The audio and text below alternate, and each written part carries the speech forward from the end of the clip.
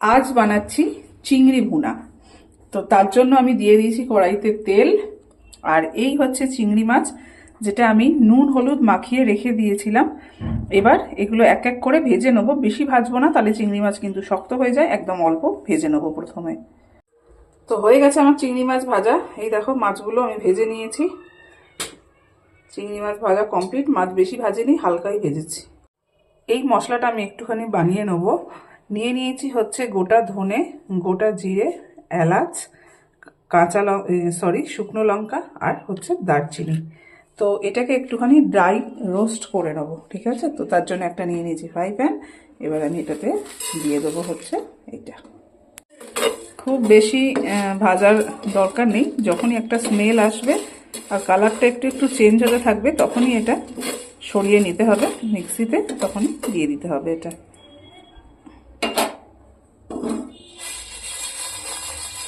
ভাজা হয়ে গেছে। এবার ওই তেলের মধ্যেই দিয়ে দেবো সরু সরু করে কেটে রাখা হচ্ছে পেঁয়াজ।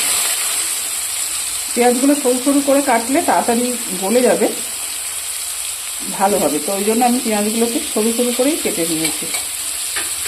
ভাজা হচ্ছে এবং আমি এর মধ্যে অ্যাড করলাম হচ্ছে কাঁচা লঙ্কা কুচি, ঠিক আছে? কাঁচা লঙ্কা কুচি অ্যাড করলাম। পেঁয়াজটা আরেকটু গোল্ডেন ভাজা হলে, আরেকটু লাল লাল ভাজা হলে দেন আমি অ্যাড করব হচ্ছে আদা আর রসুন বাটা। পেঁয়াজটা ওইদিকে ভাজা হচ্ছে আর এদিকে আমি একটা মশলা তৈরি করি। এটা আমি টক দই ফেটিয়ে নিয়েছি, ঠিক আছে?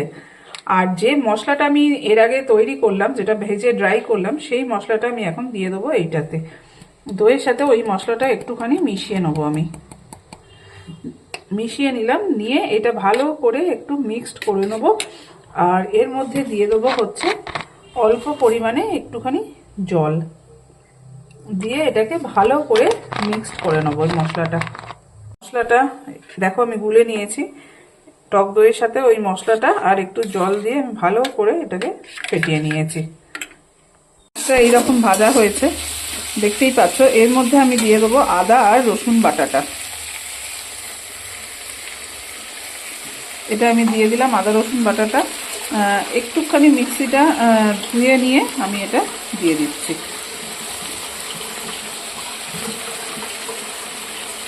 মিক্সির মধ্যে যেটুকু লেগেছিল সেটুকু আমি জলে দিয়ে দিলাম। এবার এটার মধ্যে আমি আস্তে আস্তে সব মশলাগুলো অ্যাড করব, দেখতে থাকো। দিয়ে দিচ্ছি হলুদ গুঁড়ো, দিয়ে দিচ্ছি একটু লঙ্কা গুঁড়ো। লঙ্কা গুঁড়োটা আপনাদের স্বাদ মতো দেবেন, কে আপনারা কিরকম ঝাল খাবেন সেই মতো দেবেন। এবার এই মশলাটাকে অনেকক্ষণ ধরে আমি একটু কষাবো, একদম যতক্ষণ না পেঁয়াজটা গলে যাচ্ছে। এই হচ্ছে মশলাটা।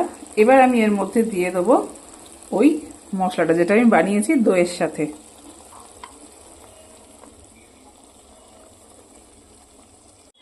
দইটা যখন দেবেন গ্যাসটা কিন্তু কম রাখতে হবে, না হলে দইটা কিন্তু কেটে যেতে পারে।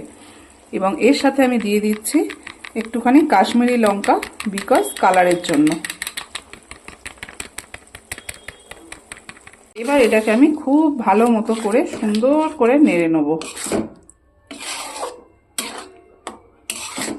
এবং এখন আমি পরিমাণ মতো নুনটাও দিয়ে দেবো, যতটা লাগবে।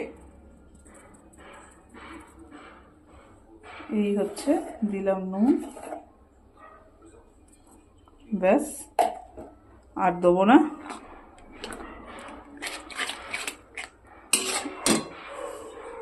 আর যদি দইটা খুব টক হয় তাহলে আপনারা কিন্তু একটু চিনি ইউজ করতে পারেন।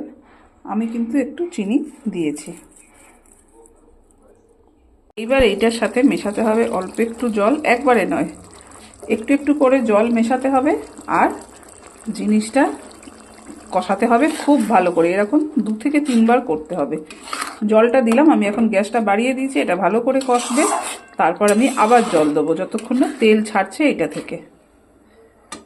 যেটুকু জল দিয়েছিলাম পুরোটা টেনে নিয়েছে। নেওয়ার পর এটাই আমি আবারও একটু জল দেবো এবং আবারও সেই জলটা টানবার অপেক্ষা করব। আবারও একটু জল দিলাম, দিয়ে এটাকে খুব ভালো করে আবারও একটু কিছুক্ষণ কষাবো যতক্ষণ না জলটা টেনে নিচ্ছে এবং তেলটা ছাড়ছে।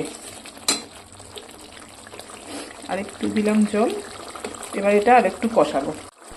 কষানো হয়ে গেছে, এইবার আমি মাছগুলোকে এর মধ্যে অ্যাড করছি, করে ভালো করে নাড়াচাড়া করব এবং লাস্টে ধনেপাতা দিয়ে এটাকে ফিনিশ করব। মাছগুলো একটু দিয়ে নিয়ে ভালো করে নেড়ে নেব।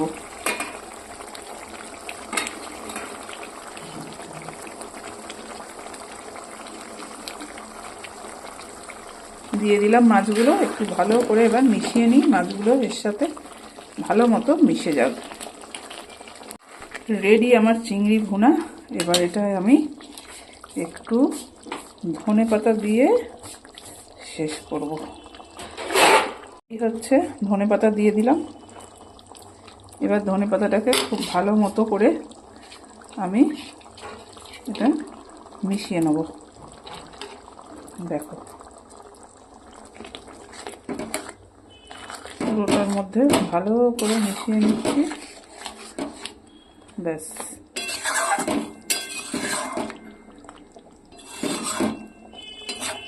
মিশিয়ে নিলাম, রেডি হয়ে গেল আমার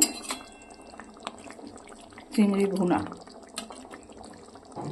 রেডি আমার চিংড়ি ভুনা। সব মাছগুলো তো আমি একটা জায়গায় রাখিনি, তো এখানে যে কটা রেখেছি এই হয়ে গেল চিংড়ি ভুনা। দেখতে কিন্তু দারুণ হয়েছে, জানি না খেতে কিরকম হবে, আশা করি ভালো হবে।